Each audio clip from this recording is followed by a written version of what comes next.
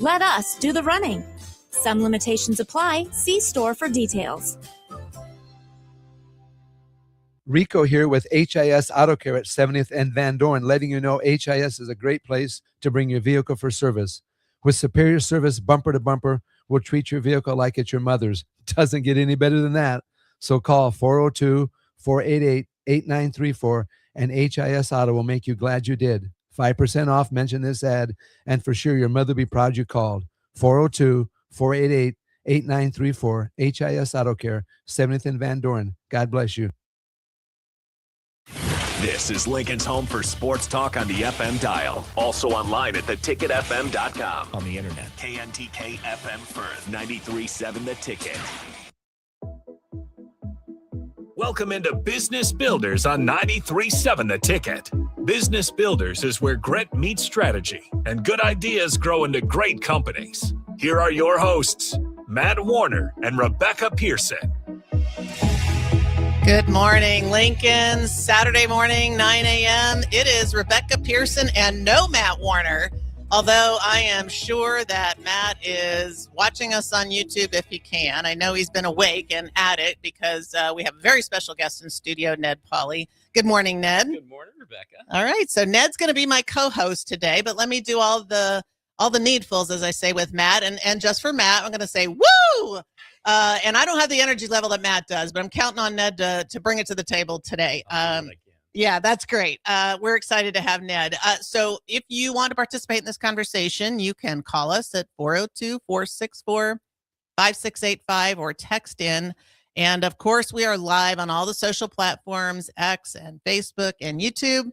We're also on Allo, channel 961. You can download our app. Hopefully you're listening to us, but if not, I did try to get a couple of extra people aware. We record all of these shows, so they are then available through YouTube is the easiest way to find us, or on our website. And this is going to be a great conversation relevant for a whole bunch of people. Super excited. Matt and I were talking about Ned several weeks ago because Matt and I talk about leadership often. And this is the Business Builders show. So we always have businesses on, and we like to talk about how those businesses evolve. So, but the first thing we can just talk about is how your week has been, Ned. What have you been up to? Great question. I wasn't prepared for that one. Oh, sorry. Okay, well, I told you I wouldn't ask you anything you couldn't answer. But you're going to regret asking it because I'm a first-time grandparent. Oh, gosh. Okay, do tell. So yeah, my son and daughter-in-law have a 4-month-old daughter, Scotty. Okay. And we got some additional time with Scotty this week because her dad got the flu. Oh, my. And needed a little more help. So this week was a lot about Scotty time. Yeah. And what is that at age 4? Sleeping? Hugging on her? We're working on her fractions. And she's starting to pick up Spanish, but no, it's a lot of sleeping. Drilling her because it's grandpa. Yeah. Exactly. No, just soaking in her cuteness. Yeah. Feeding her when she needs to be fed. Cool. Changing her when she's changed. All right. So a 4-month-old. And I make it sound like I did all that. My wife really did all that. You supervised. I supervised. I was there for support. Nice. Okay. And how's your son? Is he recovered from the flu? He's much better. Okay. Yeah, it is going around. We've had a few folks out as well for that. But how about you? How was your week? Yeah, I'm trying to think what on earth happened this week. Okay, so this is our first week back from kind of the New Year's Christmas break. Yeah. So like most people, I guess I just had chock-a-block meetings, of people I needed to talk to that I hadn't spoken to. And we went to Vegas. So we came back from the Vegas Bowl, the Huskers. And then I guess we've just been watching games, football games and basketball, and I've been catching up. And of course, for me, some of the roles that I have, I still work at the bakery a little bit, which is another story. We won't sidebar there, but it's year end. So we're doing financials and taxes and all that fun stuff. And are you a beginning of the year, new dreams, new vision, new year, new you kind of person? Yeah, great question. I'm not really, because I'm always on, and Tristan can attest to that. I'm always on. So I'm just always looking at what's next, and but I do make plans, and so there's sort of a standard thought process at the beginning of the year of, do I have something together for 2026 and beyond. I mean, I usually think several years in advance. Yeah. And DP and I sit down a lot and say, okay, you know what, but we've done this prior to, January to think about the year at the radio station and what we want to try to do. But, it is sort of a good milestone. So I do think about that stuff, but it's not normally like a ground up exercise. I've already got some things going on. Yeah. So, Yeah. and do you do the same? A bit. Mhm. Yeah. Especially during this season of my life. One thing I've been saying is, so you and I were visiting off air, that I retired from a position I'd been in for 18 years, retired at the end of last year. And so I was very comfortable saying that I didn't retire to quit working. I retired to start doing something that I wanted to do. Yeah, same. But yet I, like when people would ask, how's retirement? I would embrace that. And in my mind, I'm making a shift this year that last year I was retired. This year I'm self-employed. Okay. All right. So I do think of this year differently. I think Cool. of what does it mean for me to go to work every day? Yeah. I don't know if you've ever heard the phrase that being self-employed is like the world's laziest employee working for the world's worst boss. I've not heard that, but I totally relate to that. So now this year I'm trying to be a good boss to myself. To set Gotcha. expectations, and here's direction. Right. And here's some plans, and here's some key results we want to address. So, Yeah. That's a great this year has description. been I more like that it. way. Well, I still say I'm retired. I said that to you this morning. Yeah. We were kind of catching up. Ned and I have just met each other, but I think we're going to be long-term friends because there's just lots of connection, and Ned's a really cool guy. I can already tell, and Matt's a huge fan. So by that alone, I know we have lots to talk about. And so you've sort of dipped your toe in the water there. So tell the audience, who is Ned Pauley? How do you describe who Ned Pauley is? Oh, wow. You asked great questions, Rebecca. I think something you and I've talked about, just continually learning, continually understanding who we are. I think it's something I'm landing on now. I'm 63 years old. Something I'm landing on in my 60s is that at the essence, Ned Pauley is a coach. Okay. I love investing in people. I love helping people get clarity, love helping people grow. I love helping people find courage to take next steps. So I think the word that would describe that well is coach. Okay. I think I can look back over my various careers and see that component throughout it. Just a little bit more now, a little more intentional now, maybe a little more focused. Are there key milestones or people in your history that identified that with you or encouraged that or somehow made you realize that maybe that was something important to you? For sure. Yeah. First thing that comes to mind. First one that comes to mind is high school basketball. Okay. I grew up in a small town here in Nebraska, Harvard, Nebraska. Shout out to the Cardinals. Go Cards. My senior year, I was the sixth man on our basketball team. And in small town basketball, that means you're not very good. Yeah, right. But whenever my coach Sam Colvin, passed away this last year, but dear man, whenever coach would put me in, almost every time put me in, he'd say, now, Ned, get in there and get those guys fired up. And what he was telling me was my job was to be an encourager. Yeah. My job was to bring energy and support. I wasn't going to be the highest scorer. I wasn't going to be the best rebounder, but I could bring energy. I could bring encouragement. And I think that was really formative for me. At the time, I wouldn't have been able to express it. But looking back, he and some others helped me understand that I sort of naturally encourage. I love to do that. Then I would say maybe in the last 10 years, there were a number of people, I think of one friend in particular who said, Ned, you're the best question asker that I know. And I appreciate him saying that. I don't necessarily want to be a question asker, but I am really interested in people. You're curious. And I like to get to know them. I like to know what makes them tick.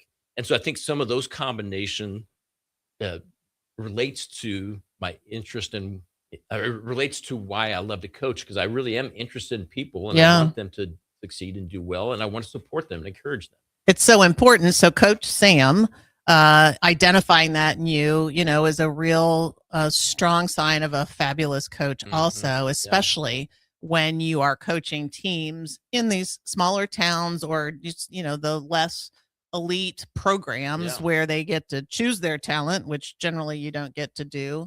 Right. In a high school situation, especially in a small town, but even in a larger town, sometimes it's everybody's getting to play kind of a thing. But the really good coaches identify what role that kid can play and also understand the bigger ecosystem. And I'm married to that guy. So I understand it incredibly well. And he is all about, and he's so fabulous with high school aged kids. He's done a lot of coaching, men and women, but kids and boys in particular, I'd say, and just identifying that at that age and making sure that they all get to do what they're best at doing. And my husband knows how to win with that. And it's pretty incredible to watch, right? And there's so, as you said, you're remembering a high school experience, and you're our age. And he has the same impact. I mean, his network is enormous because of the number of kids he's touched over his life of coaching high school or even, semi-pro, whatever, right? He's done lots of coaching. So it's such an important role and really kind of dovetails with talking about leadership today, which we will do. So, but wait. You put me on the spot and I had to come up with who Ned Pauley is. Do you have a word for who Rebecca Pearson is? So last week, Matt asked me what my superpower was, and I'd just been working on something like that. I'm an improver, I would say. I am a relentless pursuit of it always can be better. And there's lots of good with that, but that's also a difficult thing to be around because it's a never satisfied status quo, right? Kind of a thing. But, if you have something that needs to be better, I'm your gal. And, but I enjoy that. But part of that, almost all of that is about the people, right? To make anything better, it's about the round peg and the round hole. So I very quickly get to the common ground that I know you and I have around the importance of people in anything and the importance of connection and building teams and building systems of people is how I would describe it that work together to achieve something. Well, I think about what you and DP have done here at the station and just you took something and grew it to what nobody could have imagined. You continually improved it and you are continually improving it. So this is evidence of that gift. Displayed. And we're an interesting combination, me and DP, because he's certainly the visionary behind this, right? Broadcast is his thing. But my improving mindset and having somebody as talented as he is, it's all about, okay, how do we unleash his talent, which then unleashes all our team talent, including Kristen, who's our producer today, to let them be great in whatever it is they can do. So, it feeds both of us and what we love to do. Love that. Yeah. And so coaches are leaders. Yes. Do you think of it that way? Yeah, absolutely. I say that there's one definition for a coach, and it's a very simple definition. And the definition of coach is someone others choose to follow. Yes. So when I say I want to play for that coach, I'm saying I want to follow that coach. Even if I didn't say that about Coach Colvin. If I wanted to play basketball at Harvard, he was going to be my coach. But I didn't have to stay out. I stayed out because I wanted to follow him. There's something about him that made me want to be part of that team, part of his program. So yes, absolutely. Coaches are leaders. And I read your book last night. So I'm going to tell you, we're going to talk about lots of things because Ned has a lot to share, but the book is Where Leadership Starts. Correct? Did I get that right? Yep. And I read it in an evening. So it's an easy read and a great read, but so many things I relate to in the way I think about leadership. But the first one is, I've never heard anybody say what you just said, but it's what I always say, is you're not leading unless someone's following you, period. I don't need a whole bunch of other stuff to tell you that you're not leading unless people are following you. And it's that simple. But what I thought would be fun for us to talk about is what demonstrates people are following. Okay. In coaching environment, business environment, so you and I think the same way about that. When you say, okay, these people are following that leader, what are you seeing? Yeah, that's the right question. You probably have heard the phrase that he that thinketh he leadeth, but hath no one Yes. following, Yeah. is only taking a walk. Like, yeah, I'm a leader, but but where are my followers? Yeah, you're either managing or doing nothing. Yeah. Yeah, that's right. Yeah. So, I think for one thing, even before it translates into skill practice or behavioral practice, it starts with attitude. And so as a leader, am I affecting people's attitudes, their mindsets? Am I helping them become more positive, helping them become more optimistic, helping them become more future oriented? So that would be an indication that I'm a leader, that I see people start to think differently, because before I can act differently, I have to think differently. I think,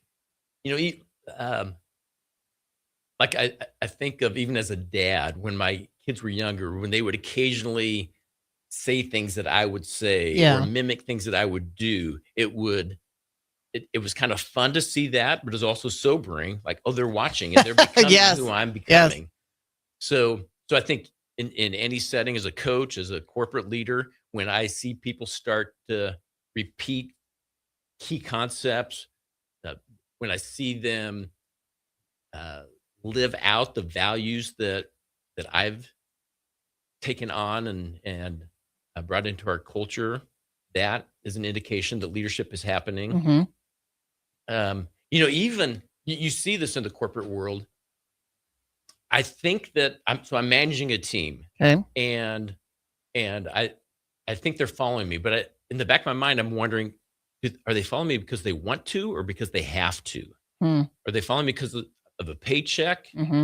So if I would take a job at a different organization, if I invite them to come with me, would they? Not that I want to poach people, but just for me to think about. Internal test. Yes, exactly. Yeah. Have I invested in them in a way that they would want to see that investment continue? Or have I just been using them? And no, I don't want to follow that jerk. Right. So that would certainly be an indication. Yeah. What are your thoughts? I look at behavior as well. And if you're just tuning in, this is Ned Pauley. He's a local resident, but also an author, and has his own company, which we're going to talk about.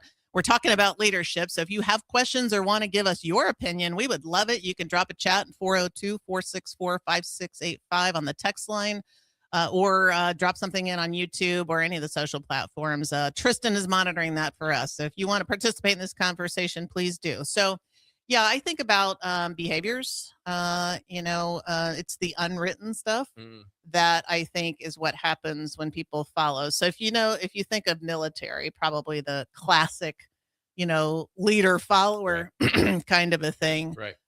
For me, a leader can't be with every human that's working with them. And so they have to be able to act on their own somehow.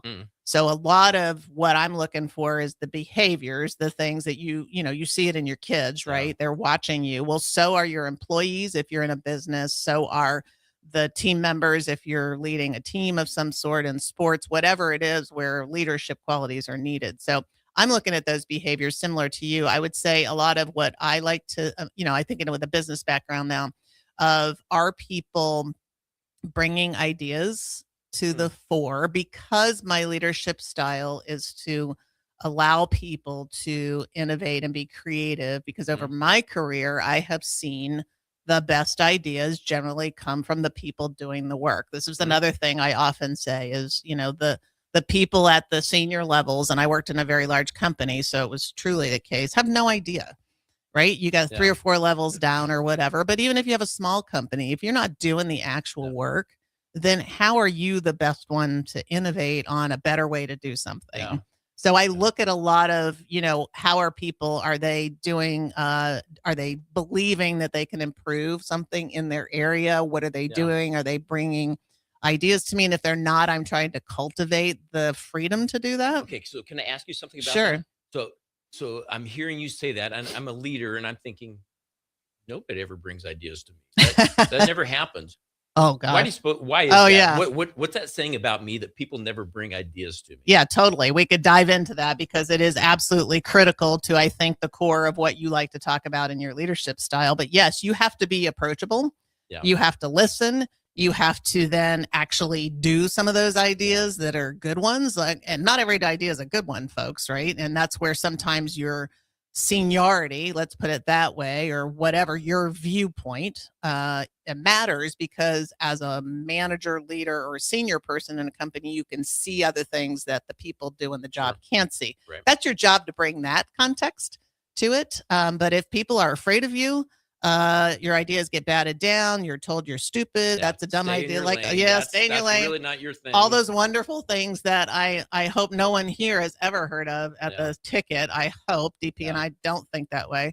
But I've been in lots of companies where that's the case. I mean, so how does that prompt anything in your mind on your philosophy or how you think about it? Because the book is filled with wonderful things. Well, I think, to continue that point, I think part of it is just saying, I want to hear that. I want your ideas. Mm-hmm. If in my leadership context, I give the impression that I am the sage on the stage, I know it all. The reason I'm in this position is because it's my way or the highway. Mm-hmm. If I communicate that, then nobody's going to bring ideas, because they know it's not welcome. They know it's not going to be heard. In fact, it may be a threat, and they don't want to be threatened. So as a leader, I have to invite that. Say, hey, Rebecca, we're moving to this new year, and I've got some ideas about where we should head, but I'd love to hear your thoughts on that too. When you think about it, what's important? What should we be looking at? Mm-hmm. So have to invite it. And then, as you said, I can't dismiss that. I have to, even if it's different than what I would have thought, Mm-hmm. okay, now that's a different perspective than I would have considered. Let's chew on that a little bit. And in fact, you may have to convince me on that, because I don't know if that's really, I can't see that working right now, but I want to hear your thoughts. It's a great way, though, to see how your team members, I'm just going to call them that, whether staff, employees, or team, or whatever, how they think. Yeah. And it's really important for connectedness, which I know you're going to talk about, to understand how the people that you work with think. Yeah. And bringing that different way of thinking to the table, in my experience, has been a huge part of making things better. And many times I thought I was the smartest person in the room. I mean, I have my expertise in marketing and running businesses or whatever, so I will certainly come in and think I have the answer. And the number of times someone's had a better answer in the room, thank goodness I never said anything out loud about what I thought the answer was, so I could just go with the flow and say, that's a great idea. It was much better than the one in my head. Yeah. And that's just personal experience, and if you've ever lived that, then you have more of an appreciation of letting other people talk and share. Yeah. You have similar ideas from your own experience? Yeah. But just the thing that comes to mind is, at the core of what you're saying, is humility. Mm-hmm. If I believe I'm the smartest person in the room, and I believe that my ideas are the best, I don't even need to hear from you. Mm-hmm. But if there's even the possibility that others have insight, others have perspective, others have some lived experience that I may not had, the only way I'm going to hear that is if I have the humility to seek it and request to listen. Yeah. Well, it's definitely something you develop over time, and there is a required level of confidence in who you are to be able to do that. So we could talk a lot about those things, but why don't I'm going to show the book on the camera. Okay. So this is Ned Pauley's book, and Ned Pauley is in studio with us. Matt is on the road, hopefully listening in. There's another woo, because Matt's not here. And maybe we'll come up with a Matt's Nugget without Matt. But this is Where Leadership Starts from Ned Pauley. Where can we get this book if we want to get this book, Ned? Exclusively on Amazon at this point. So, yeah, just search it on Amazon. That's where you'll find it. Okay. So what's in this book? Why would I read this book besides the fact we've been talking about it for 20 minutes? You would read this book if you are a leader that cares about having influence, that you don't want to be a have-to leader. You want to be a want-to leader. And you're asking yourself the question, why would people follow me? The book, the premise of the book is there's a place where leadership starts. That's the title. And that is that leadership starts with connection. That to be a leader, I do have to have business acumen. I do have to have strategic acumen. I do have to make great decisions. I do have to understand market and all those sorts of things. that's all essential. But if I'm to lead people, where it starts is I have to connect, because as we said, leadership is about people choosing to follow you. So they're not going to choose to follow me just because I'm the smartest person in the room, but because I care about them. Mm-hmm. And I think a lot of leaders would embrace that. They know that that human element is important, but it's not talked about a lot. I don't think it's taught frequently. And so as a leader, I'm left with this frustration of, I know I'm supposed to do this people thing. I don't know how to do that. Maybe I've had some really good mentors. Maybe I've had some self-guided thought on that. But, one thing I say in the book is so we're trying to learn how to connect. If I wanted a plan for how to get my finances in shape, easy plans I could find that anywhere. If I wanted a plan on how to improve my golf game, that somebody could coach me on that. But if I'm saying I want a plan on how to connect with people better, where do I find that? And that's why I wrote the book, because I do have a plan. It's a simple model that I call the 5 expressions. And I think those 5 expressions, when people read it, it's not new information. It's like, oh, I never knew that. It's like, okay, now I've got a track to run on. Now I can see how that could play out. Perfect. So, let's stop right there. Great place to take a break. We're with Ned Pauley, and Matt's not here. Rebecca Pearson. We'll be right back after the break. Change begins with you. Join a weight loss medication study at Solarion and earn cash in the process. If you are 19 to 65 years old with excess weight to lose, you may qualify. Participants could earn up to $22,750 for their time. Study includes 1 2-night stay, 1 3-night stay, and 38 returns. Learn more at helpresearch.com/flamingo or call 866-213-2965. Weight loss not guaranteed. Are you looking for an exciting new way to put your skills to work? Explore new career options in the fintech industry at Currency, a Sandhills Global company. We offer full-time positions in financial sales, compliance, operations, and other fields. We also offer a 4.5-day work week, an attractive benefits package, and opportunities for advancement. Put your motivation to work and grow with us at Currency. Visit gocurrency.com/careers to learn more. Don't wait. The clock is ticking at Landmark Implement's annual inventory reduction sale. For a limited time, get special financing as low as 1.9% for 12 months, then 6.2% interest for 48 months on select equipment. No auction, no waiting, just inventory price to move. Once it's gone, it's gone. Visit Landmark Implement or shop online at landmarkimp.com. Then click on the featured used equipment and experience the Landmark difference. Hi, I'm Scott Miller, Business Development Officer at Midwest Bank's Lincoln branches. As a lifelong Lincolnite with over 30 years of experience in financial management, I'm here to help your business grow and succeed. My focus is building strong relationships with businesses and clients across Lincoln. Because at Midwest Bank, we believe banking is about people, not just numbers. Visit us at midwest.bank or stop by one of our Lincoln locations. Your community, your bank. Midwest Bank. Member FDIC. There are so many realtors in Lincoln and Omaha, but don't get overwhelmed by all the no-names, plus all the different companies. Ben Bleicher with Professional Realty Group at Berkshire Hathaway Home Services Real Estate is your go-to option, whether buying or selling residential, luxury, leasing, investment properties, or commercial property, small or large. Ben's team offers decades of experience, unbeatable customer service, and promises to fully protect your interests throughout the entire transaction. Call 402-419-6309 for all your real estate needs. Ben Bleicher with Professional Realty Group of BHHS Ambassador Real Estate. Hey guys, it's Carly from Boyk Farm Outfitters. With the holidays behind us, our team is already looking ahead to the 2026 season. And to help you get ready, we're hosting our second annual expo at our location near Exeter, January 27th. The expo covers 8 topics that matter to your farm. We'll discuss fungicides in heavy disease environments, liquid systems for your planter and how to choose the right one, how Washington is viewing important ag topics, and much more. Don't forget to stick around afterwards for the happy hour. Check out BoykFarmOutfitters.com for more info, and we'll see you there.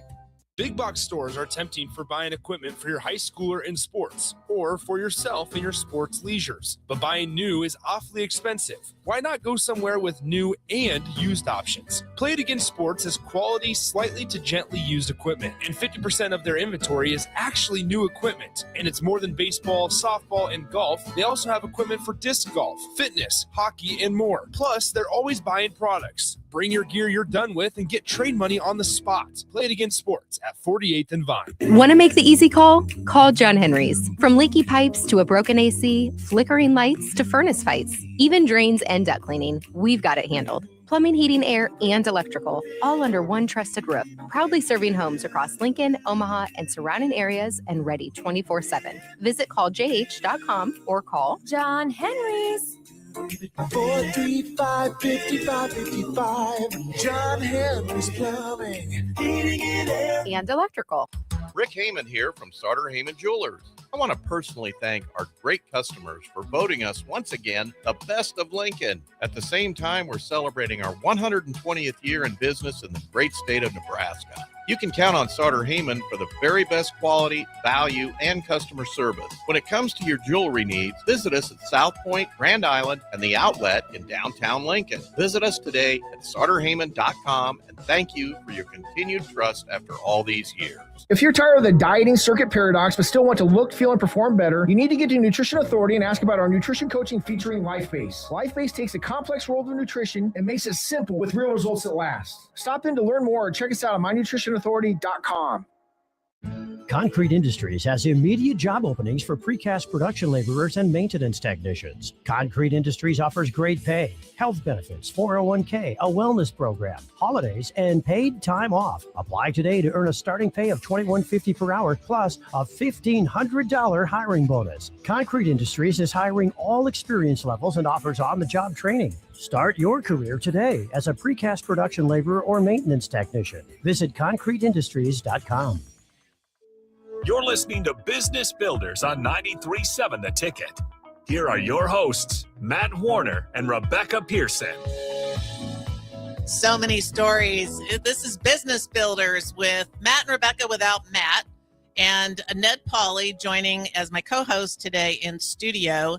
And we would love for you to join the conversation. And if you want to do that, you are welcome to call in at 402-464-5685 or text in or drop in some chats on that same number or drop in some chats on YouTube, which we have a couple of people that are listening that have a couple of comments and questions. So I think we'd like to start with that because it's always great to engage, and we want to make sure you get heard and get answers to your questions. So lay it on us, Tristan. Absolutely.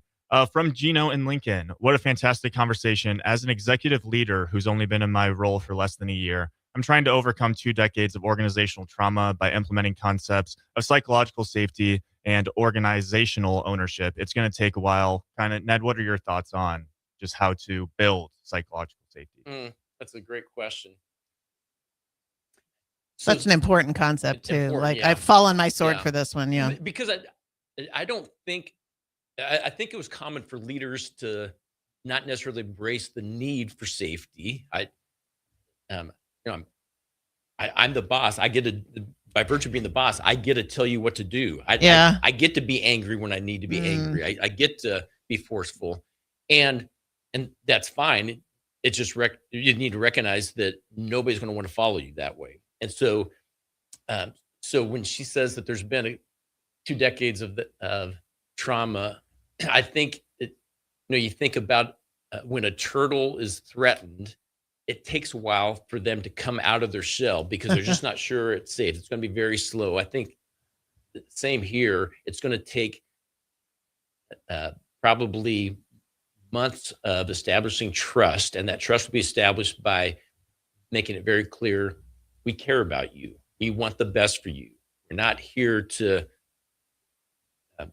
run over you. We're here to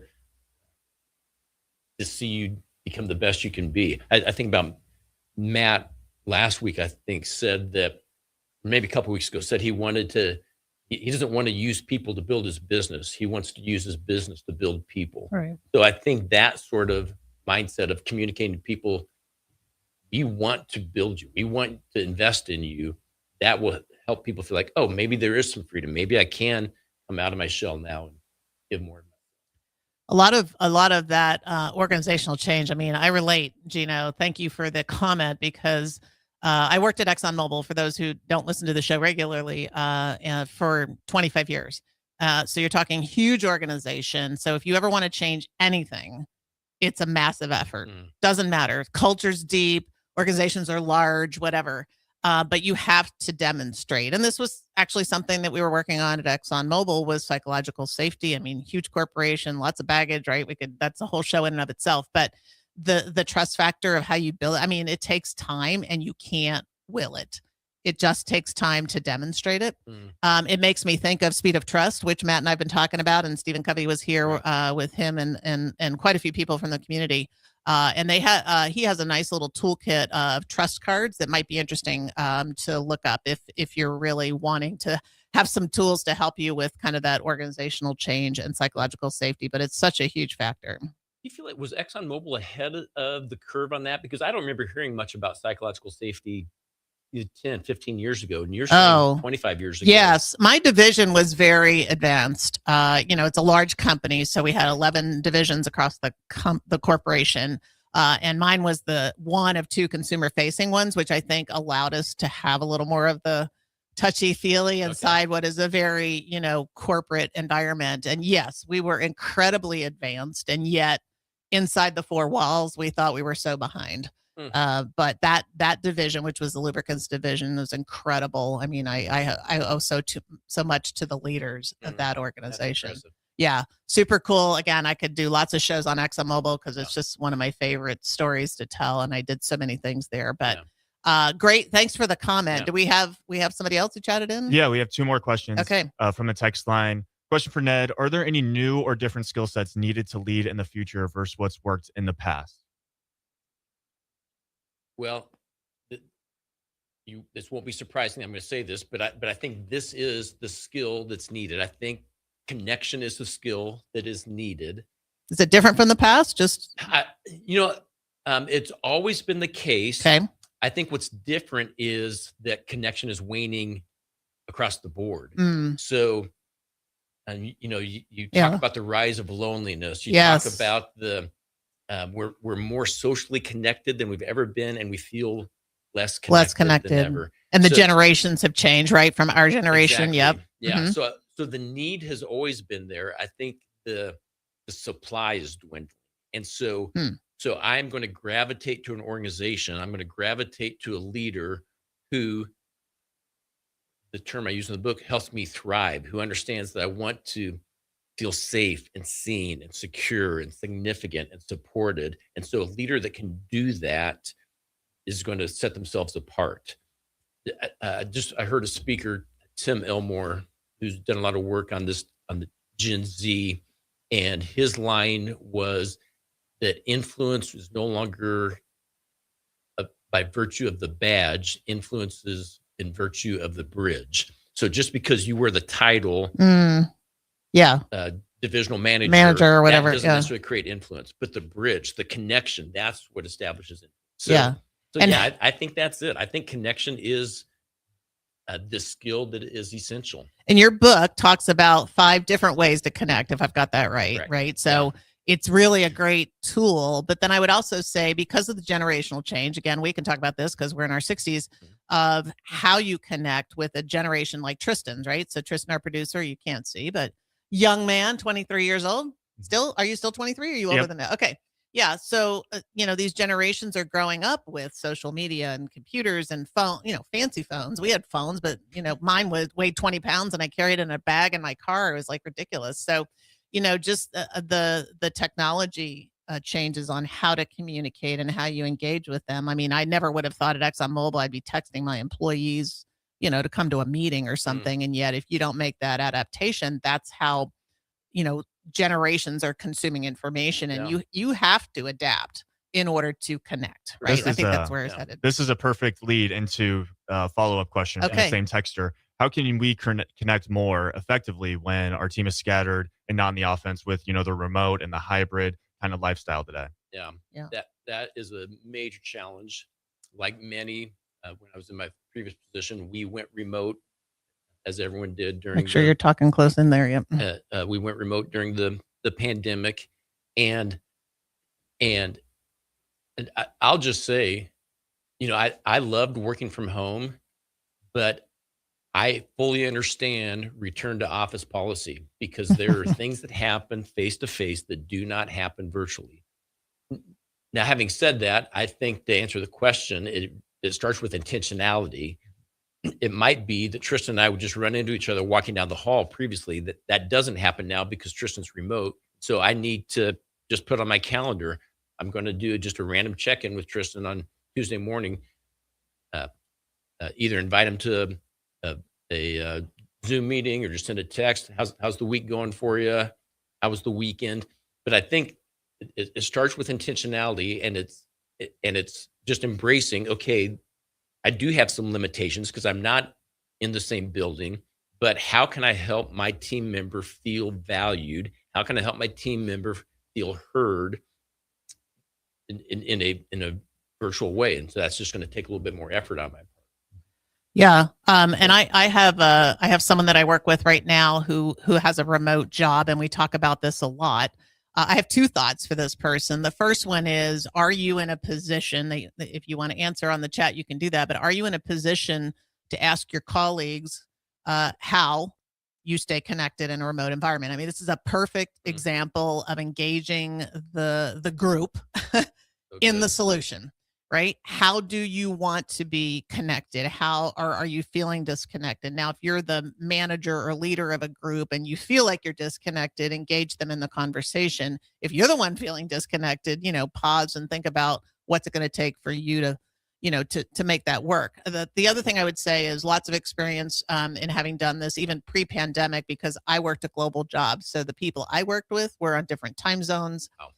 Spoke English with an accent of some kind. I can say that from the American perspective, they had an accent. They would say I had the accent, but then it is incredibly challenging to be effective at managing, and technology and the tools. So whether it's technology or something else, make sure you have the right tools that facilitate whatever it is you're trying to do. If you're trying to cobble it together with something, I would say invest in whatever that is. And today, that investment, I think, is very affordable to do that. And then some people, I've heard everything, and I don't think it's something you mandate, but I've heard everything from forcing people to have their cameras on when you're doing a Zoom call to, doing breakout groups in Zooms, which you can do. So you have 2 and 3 people, it's a tighter connection than a group of 10 or whatever. Anyway, lots of different things that we could go on, but those are some more practical examples that I've experienced. And I think especially communicating the why behind that. It's not that we don't trust you. It's not that great point. We think you're in your pajamas,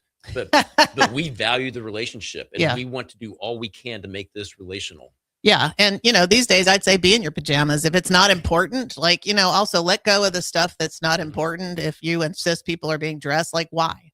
Yeah. Okay. Well, if you have clients on or something, fine. But, you could have a lot of fun with who's wearing the coolest pajama top if it's not important in the business. But it is about, I think that's great.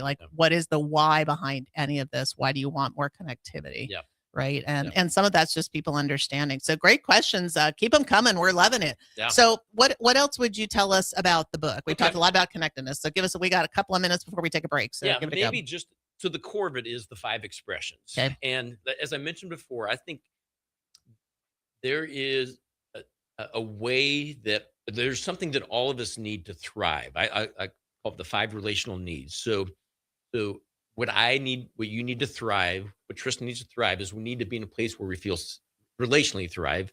We need to feel safe and secure and seen and significant and supported. So how do we do that? And that's where the 5 expressions come in. So the 5 expressions, it's a very simple model, 5 things that we need to be able to communicate in order to meet those needs. And to make them easier to remember, they correspond to the 5 vowels, A, E, I, O, and U. So the 5 expressions are expressing appreciation, expressing encouragement, expressing interest, expressing openness, and expressing understanding. So do we have time to dig a little deeper into that? Yeah, you've got a minute and a half or so give it a go. So no, I don't have time to dig deeper. Sure you do, in a minute and a half.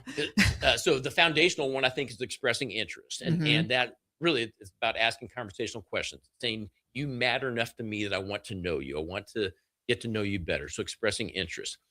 And that meets the need of helping somebody feel significant. Expressing appreciation is saying not just that you matter to me, but what you do matters. And so I call that out. Thank you so much for the way you did that. Thank you so much for spending some extra time on this. Thanks for being the encourager on our team. We need that. Expressing encouragement meets the need for somebody to feel secure, because it's not about job security, but about I am needed here. Expressing openness, that helps somebody feel safe, because if I'm open, if I say, hey, I struggle with this a little bit, Rebecca, could I get your thoughts on it? Or Tristan, I'm really sorry, I dropped the ball. That's on me. Then he knows he can apologize as well, because I've made it safe for him to do that. So when I show that I'm safe in my own skin, people feel safe around me. Expressing understanding. People need to feel seen. I get you. I understand where you're coming from. So I know what matters to you. I know what's important to you. I know what's sensitive for you.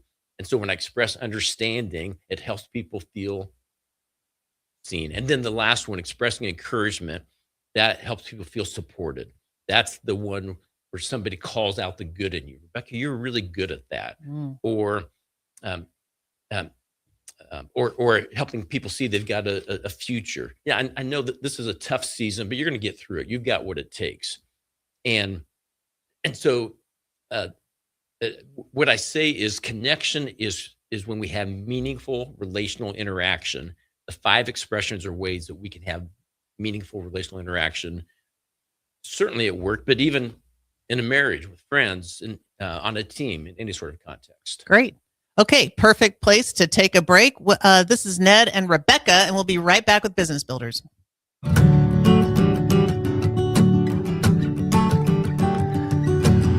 out there where the sun comes up under the big red sky, I do life the way I love, with family by my side. I feel home with me, no matter where I go. Proud of where we're from, excited for where we're going. Pinnacle Bank, the way banking should be. Member FDIC. At Parkview Animal Hospital in Lincoln, it's not just their professional care that sets them apart, but their warm staff and state-of-the-art facilities. Whether it's for a routine checkup or a comprehensive medical procedure, at Parkview, your pet isn't just another number, but a valued member of their caring family. Visit them at PAHLincoln.com today and in person just south of 14th and Pine Lake Road. Parkview Animal Hospital, your pet, their passion for happier, healthier, furry friends.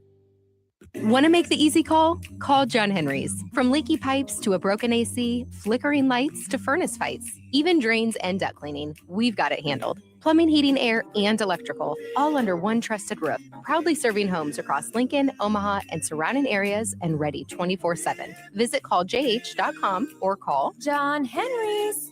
435-5555. John Henry's Plumbing, Heating and Air. and electrical. Hey, Husker Nation. This is Todd Euler, 2-time national champion, here to talk to you about Window World Lincoln. At Window World, we specialize in replacement windows, doors, siding, and roofing. Whether you're looking to enhance the beauty of your home or increase its energy efficiency, we've got you covered. And here's the best part. We offer the best for less. Our team is dedicated to providing top quality products and exceptional service at affordable prices. We want to earn your business and make your home improvement dreams a reality. So why wait? Contact Window World Lincoln today at 464-7313 or visit our website at windowworldlincoln.com. Window World Lincoln, where quality meets affordability.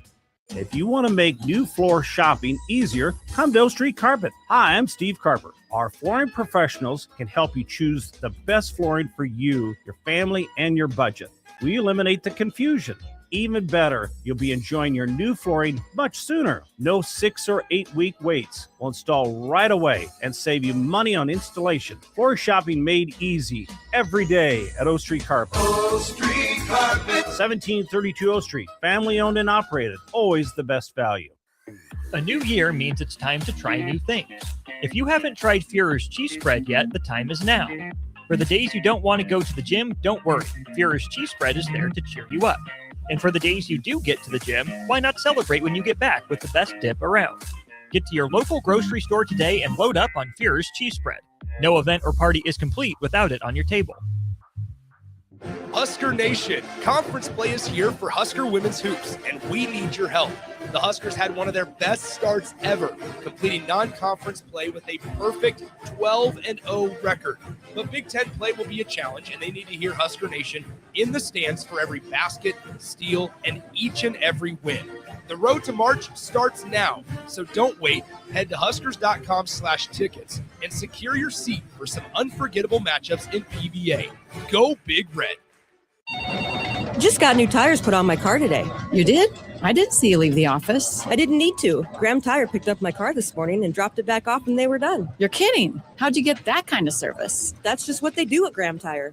Schedule your service online on the Pickup and Delivery tab at GrahamTireLincoln.com. That's GrahamTireLincoln.com. Let us do the running. Some limitations apply. See store for details. In a world where Wi-Fi battles rage and bandwidth is never enough, one family dares to connect it all. Work from home, influence all day, stream all night, and game to win.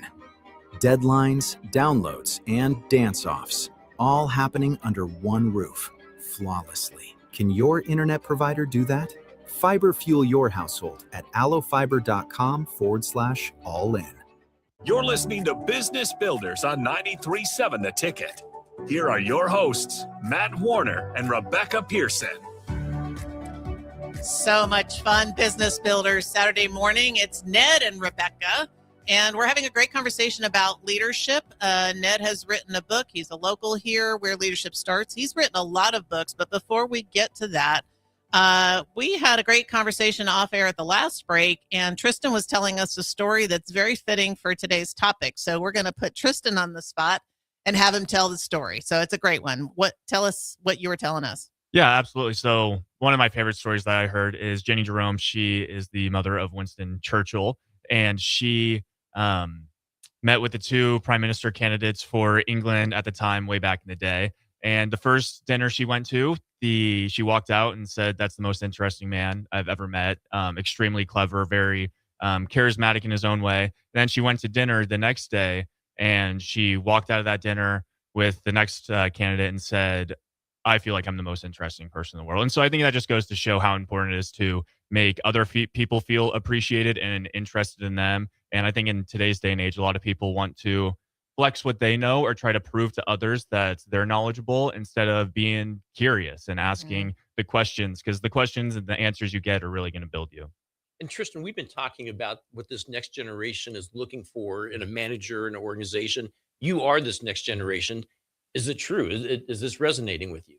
Yeah, I think from my thought process, when I first entered the workforce after graduating from the University of Portland, I always just had this idea, you have a coach, you have a leader, that's who you look up to, what they say goes. And there's times where you don't really feel like you have any say. And so you kind of just have to go with what's ever said. Maybe you don't truly believe in it, but it's what it is. So I think that was a struggle for me when I first entered the workforce and got my first job.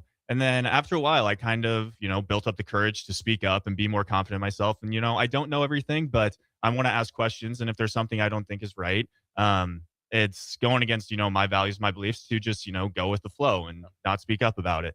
So I think I've kind of brought that up to my boss. And then even here at the radio, it's been nice. It's very open for me to have a conversation about, I think this would be a good idea. Or, I'm not really sure why we do this. Can you explain that a little further? So I think openness and encouragement are like the two things from your book that of the 5 values that you just said that I just thought resonated with me a lot.